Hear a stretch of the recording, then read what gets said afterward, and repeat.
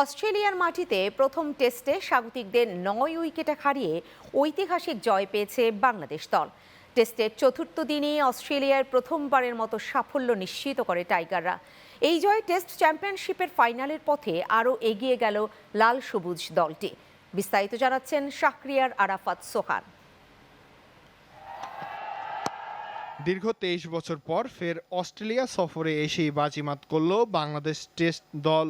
ডারউইনে ব্যাটে বলে অসামান্য সাফল্য দেখিয়ে স্বাগতিকদের বিপক্ষে 9 উইকেটের ঐতিহাসিক জয় পায় টাইগাররা। টেস্টে অস্ট্রেলিয়া 2 ইনিংসে 198 ও 284 এবং বাংলাদেশ 426 ও 1 উইকেটে 57 রান করেন।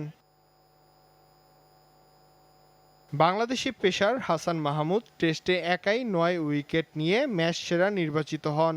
প্রথম বাংলাদেশি হিসাবে টেস্ট চ্যাম্পিয়নশিপে 1000 রান ও 100 উইকেটের মালিক হয়েছেন অলরাউন্ডার মেহেদী হাসান মিরাজ। টেস্টে বাংলাদেশ দলের পক্ষে একমাত্র সেঞ্চুরি করেন তানজিদ হাসান।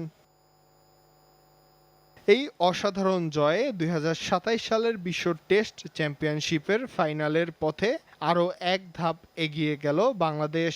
শীর্ষে থাকা অস্ট্রেলিয়ার পয়েন্ট শতাংশ কমে যেখানে 77.78 সেখানে 4-এ থাকা বাংলাদেশের শতাংশ বেড়ে হয়েছে 66.67।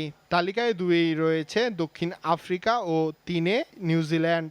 বাংলাদেশের নিচে অবস্থান করছে ভারত, পাকিস্তান, ইংল্যান্ড, শ্রীলঙ্কা ও West Indies. Channel 9 news desk.